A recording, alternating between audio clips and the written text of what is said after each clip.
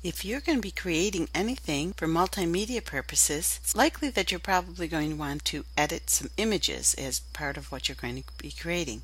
So this is the website that I like to go to, and it's pixlr.com, Pixlr.com, and it's free. There's many different versions here, but this is my favorite, the one that's advanced. It does a lot of different things. I'm just going to show you some basics in this tutorial. So you can open an image from your computer, find an image that you want to edit, and then here there's all these different tools you can use. I'm going to show you just some of the basics. Let me make this picture a little bit bigger. Bring this over here so you can see. I can make it bigger. Really not making the image bigger, I'm just making it bigger on the screen so that I can edit it easier. Now, if you look, here's some of the basic tools. One of the basic tools is a crop tool. And many times you'll have an image that you'd like to crop. So let's crop this image. I'm going to choose the tool, and then you can see the little plus sign on the screen. I'm going to click and drag, and you can see the dots of where I'm going to crop. It'll tell me what I've selected so far.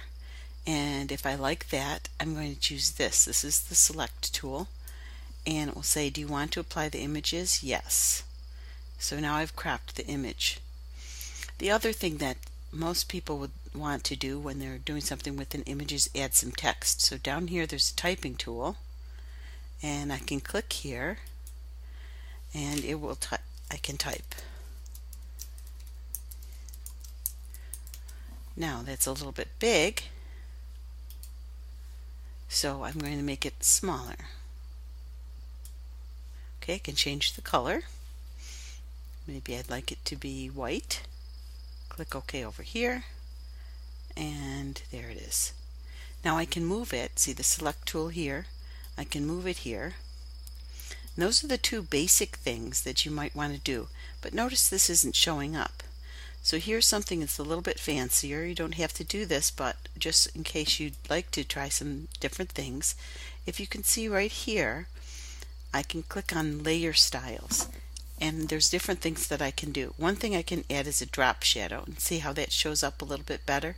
If I click the words drop shadow, I can play around with the opacity. That's how see-through it is. The distance. Okay, the size. Now another cool thing I can do with text that I really like is this bevel. Notice it makes it look like it's going to be popping off the page. And I can change the distance of the bevel. I can change the size. Okay, I can also choose an outer glow, an inner glow, and an inner shadow. Kind of like that outer glow. And there's all these options that you can choose. So I'm going to click OK.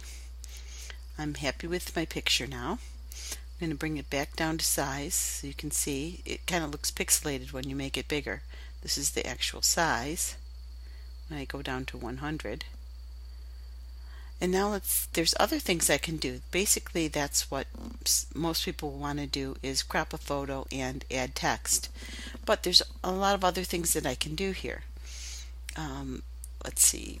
I might want to use the filter. Oh, you know what I'm doing? I'm doing this on the text layer. Do you see over here? I have two different layers, the background layer and the text layer. If you want to do something, you have to make sure that that layer is highlighted. So let's try some of those filters again. If I say I want a blur, see how it blurs it out? I'm going to cancel that. I don't want to blur it out. But there's all these different filters, so you can click one. Here's the Glamour Glow. That looks kind of neat, doesn't it? So I think I'll keep that. And if you're happy with your image, you just go to File and choose Save and name it and click OK.